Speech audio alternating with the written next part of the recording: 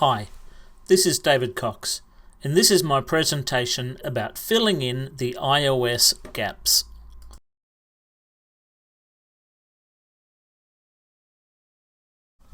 Before I convert my desktop or web apps to mobile, I usually check the features and reviews of my competitors' apps. Are customers actually asking for a mobile version? If so, does it need to contain all the same features of your desktop or web app? Depending on your application, you might initially find certain things missing in mobile. That's what this presentation is all about, filling in the mobile gaps.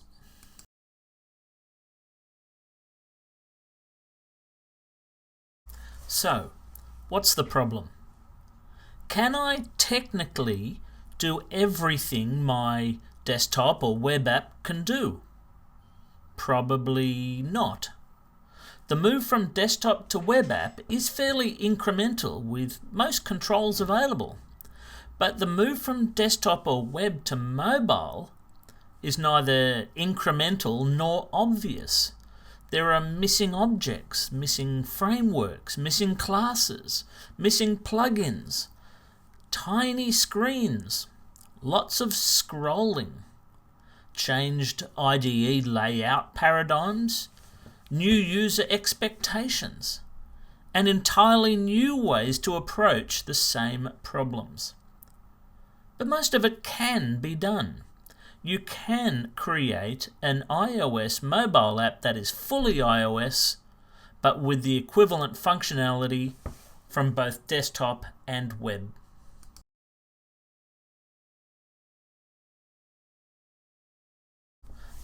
Before I get into the weeds of what doesn't work on mobile, let me say that many items work exactly like they do on both desktop and web. Plus, mobile is API 2 only, so for me, most of my coding is identical between each environment, mobile and otherwise. What works on mobile? All the items in this list.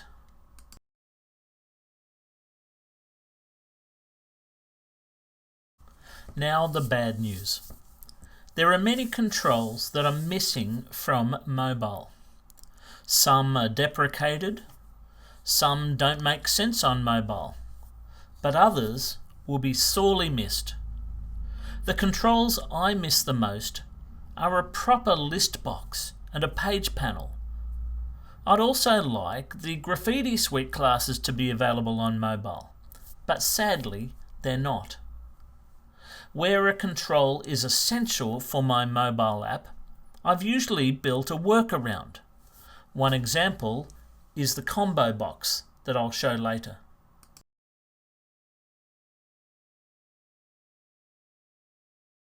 It should be noted that there are many powerful controls that are only available on mobile.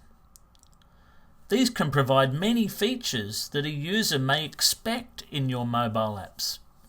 These may include location and maps, container scrolling, data sharing, and user authorization.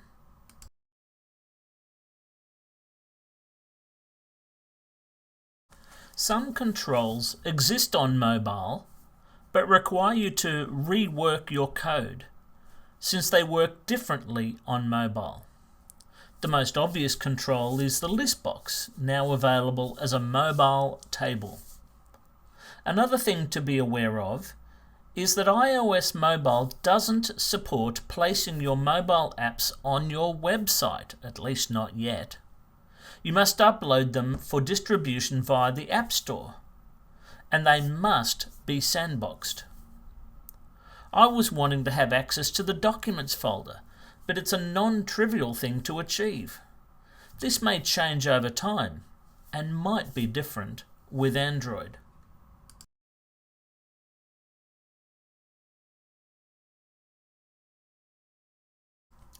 Mobile apps lay things out very differently.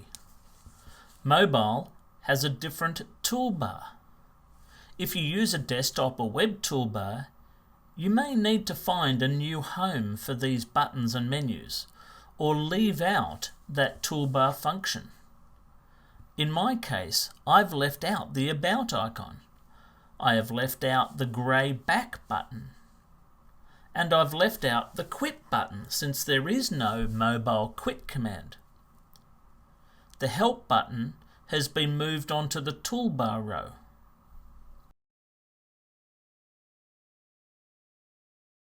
A desktop or web window is usually wider than it is tall, whereas a mobile screen is usually taller than it is wide. This may affect where you place any additional text. In my case, I removed this extra text from the login screen and I've added that text into the Help windows. A desktop or web app can have a list box, but a mobile app has a table. A table is essentially a one-column list box with some superpowers. It can have sections, plus you can drag a row to the left to reveal some buttons. You can even set a mode to add ticks or change the row order. I've done all of this. Plus, I've managed to give it a header, multiple columns, searching, sorting, and proportional column widths. It was not easy, but I'll get into this later.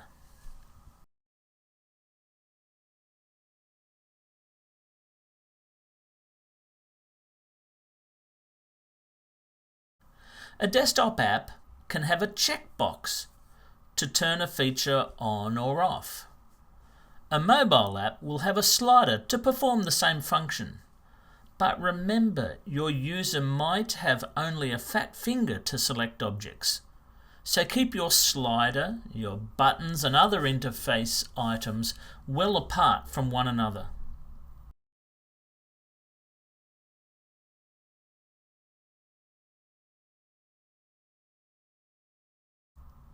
A desktop app can have a large number of buttons that affect all the selected items within a list box.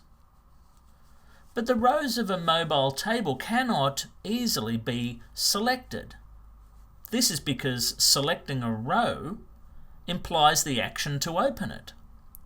So instead you need to embed buttons into the rows themselves and slide the row to the left to view them. This makes for a cleaner interface, but makes it much slower to manipulate, say, dozens of rows. If you need to select multiple rows and affect them all at once, you will need to change the table to select mode and have a separate button for the action.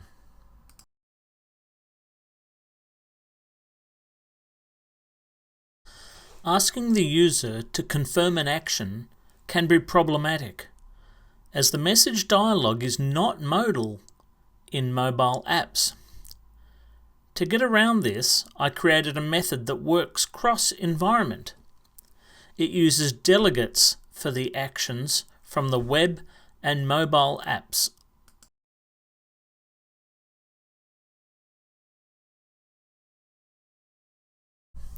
There's no pop-up menu for mobile and no alternative from Xojo. Using iOS Kit, you can use the picker view to create a scrollable field as an equivalent. It's much taller than a pop-up menu, but it works. An alternative is where you have a normal text field which reveals a picker view at the bottom of the screen when you click on it. So, take your pick.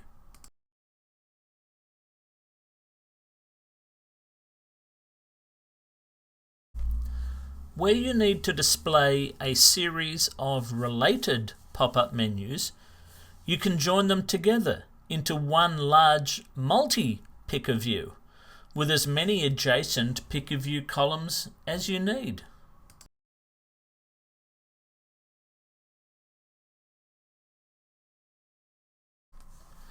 There's no tab panel for mobile. Instead, you can fake it by placing a mobile segmented button above a series of invisible containers. As you click on a segmented button, it hides all containers except the container that you want to display.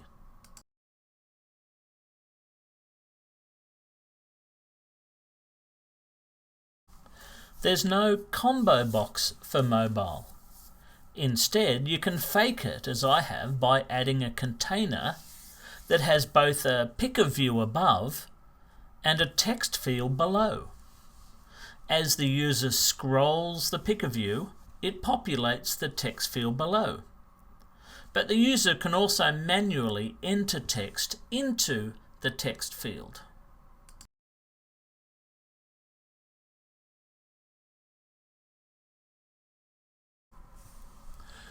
Where you need to enter a date or time for mobile, the mobile date time picker can be used. The mobile version is not as flexible. There's no calendar pop-up window, and since you can't type the date numbers, you must scroll through the dials. This is a real pain when having to scroll many years.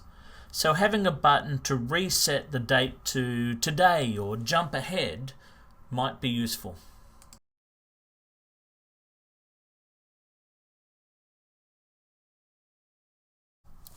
On desktop, it's easy to import and export pictures. On mobile, you can't import a picture from a folder, but you can import a picture in one of two ways.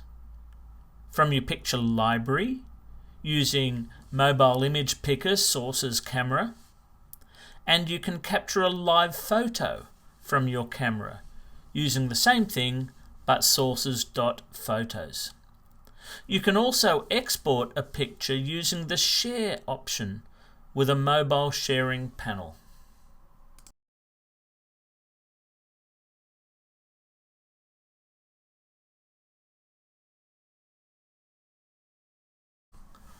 On occasion, you may want to select a series of rows to use just them in a function.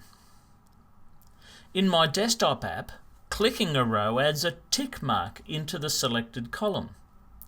But with a mobile table, you need to set the table into accessory type checkmark mode. This allows the user to tap a row and tick it without performing a row action. A button is then able to action all of the ticked rows. An alternative mode allows you to reorder the rows. This is done using the editing enabled setting. In my case, the user taps the reorder button. They can now drag the rows with the row handles. Then they tap the Done button to return the rows back to checkmark mode.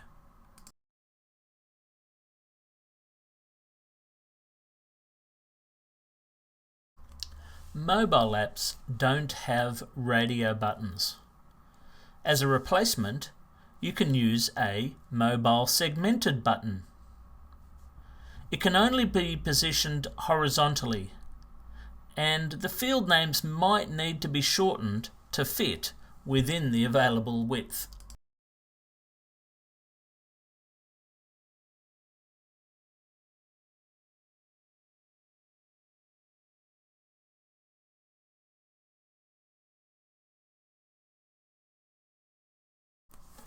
I build all my reports in HTML and display them in an HTML viewer.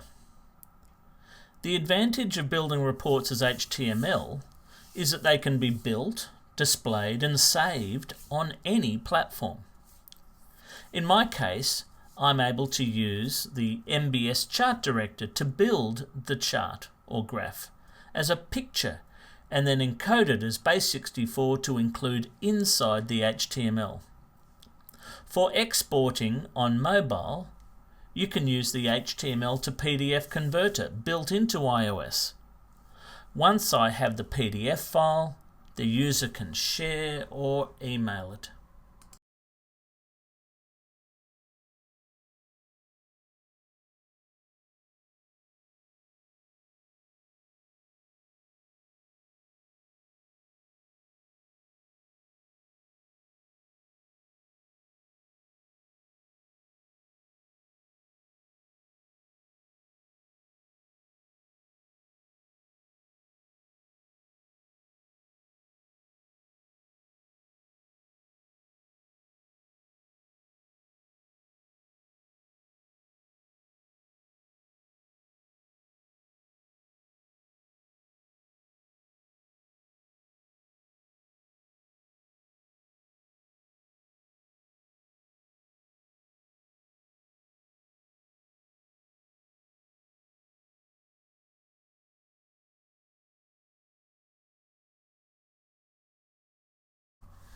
Here is an HTML example. I need the user to build, view, export, and email invoices from mobile. I store my invoice HTML templates in the database. Just like in building reports, you can build HTML-based invoices on mobile devices. This HTML can be saved back into the database as a permanent record.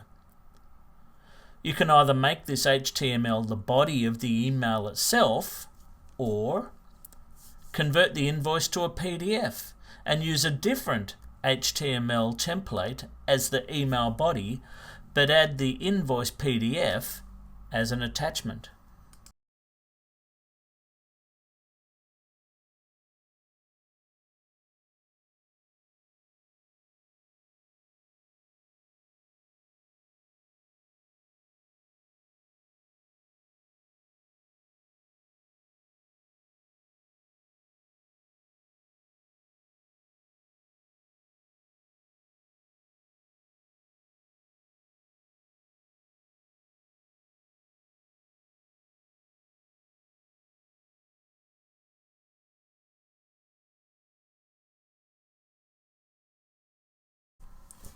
While on desktop and web, you can use WK HTML to PDF, and on mobile you can use the HTML to PDF converter built into iOS. I have 4 problems with the solution. First, WK HTML to PDF adds 50 megabytes to every desktop and web application. Secondly, I can't guarantee consistent fonts across these environments. Neither solution will work on Android. And finally, different technologies are likely to produce inconsistent looking PDF files, or even inconsistent errors that might be hard to track down. For this reason, I switched to a centralized web app service running WK HTML to PDF. This web app has all the fonts installed. I send my compressed and encrypted HTML to the web app using URL connection. It converts the HTML to a PDF and then returns the PDF file using the same URL connection. The round trip is usually around 5 or so seconds. And this technique should work on Android or any other technology. The only concern I have is that the user's HTML leaves their device for a few seconds, but the HTML and the PDF are deleted from the web app once the conversion is over.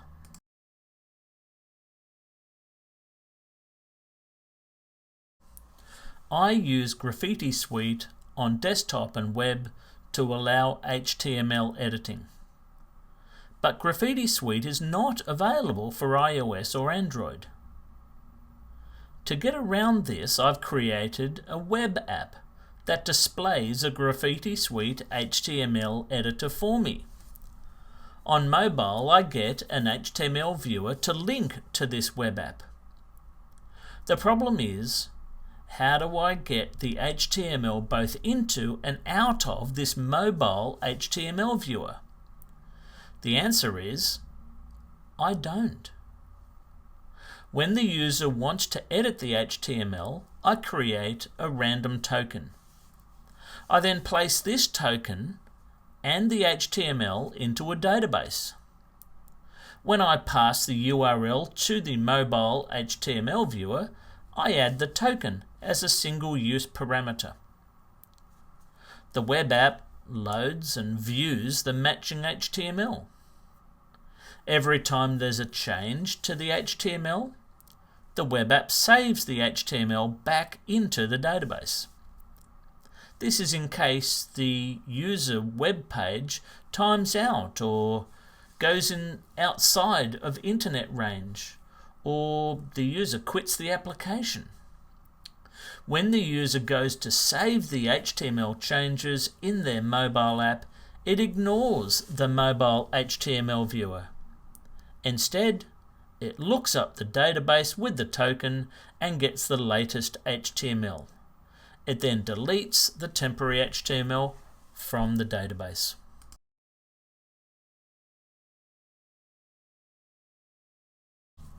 You can extend the capability of your mobile app by transferring to external services using the show URL command.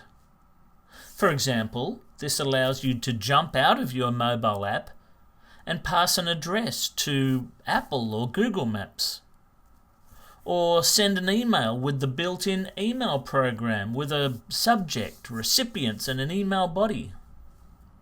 For more complex HTML-based emails, I add the email fields to a database and call a web app to send the email for me.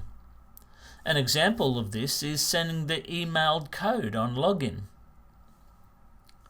You also have access to 4 types of telephony, including Skype and FaceTime. Naturally, you can also jump to any web page. While the external application takes over your advice, you can click the Home button and return to your application at any time.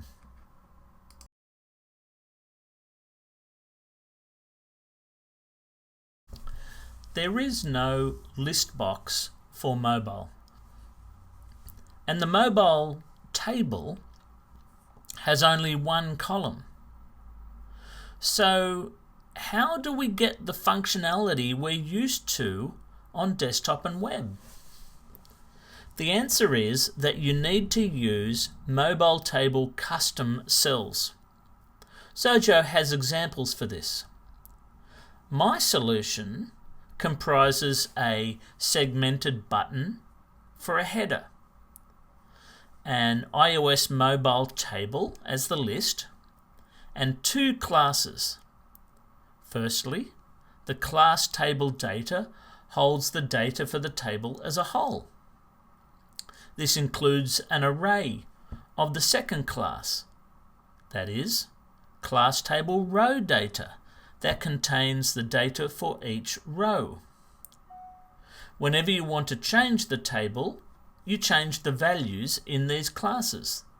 Then ask the table to reload data source.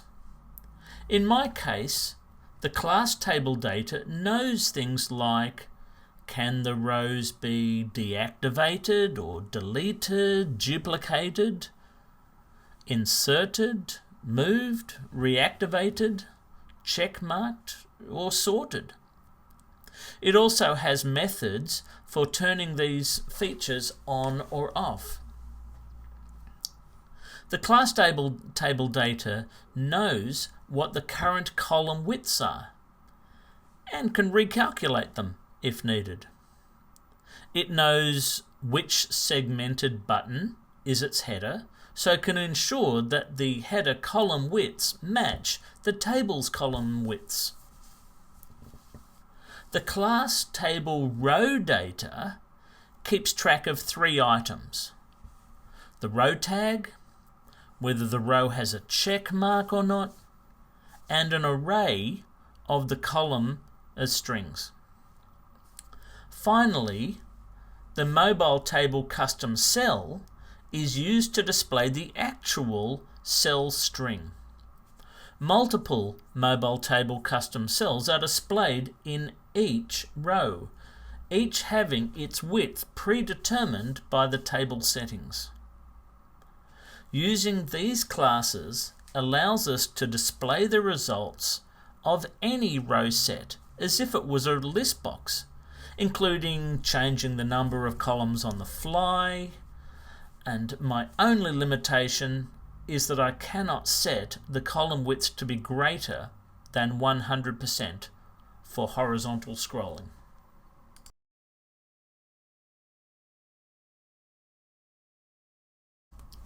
Since I've developed the one application to run across desktop, web and mobile, I had a dilemma when it came to simple operations, such as getting the selected rows in a list box.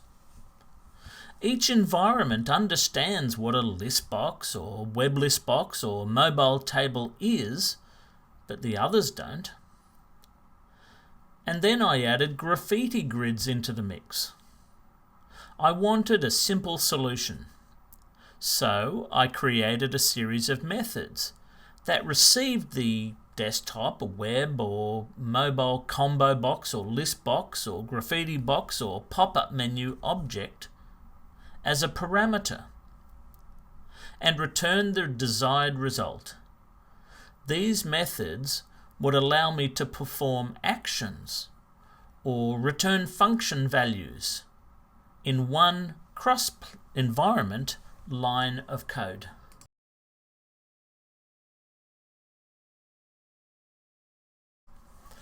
While I've had great success, I'm not fully there yet. I still haven't tried to access the mobile address book or calendar. I think the MBS plugins allow this, just like on desktop, but I haven't done it yet.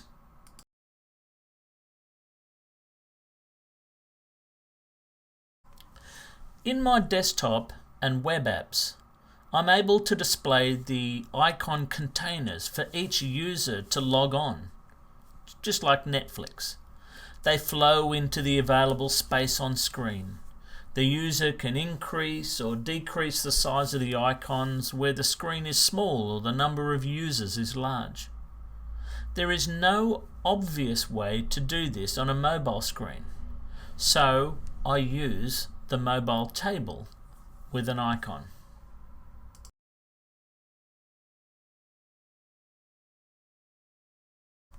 My help pages are all HTML based on a web server.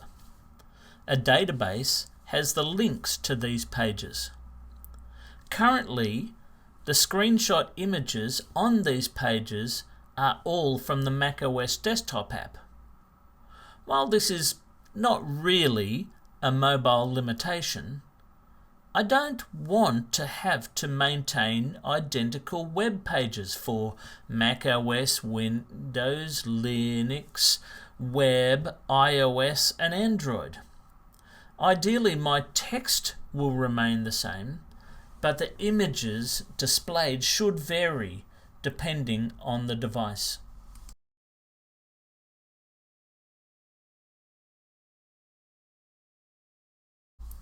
I don't know how to create a hierarchical mobile table. Currently, I create a new section in the table where the hierarchy would normally begin. A true hierarchy would be much better.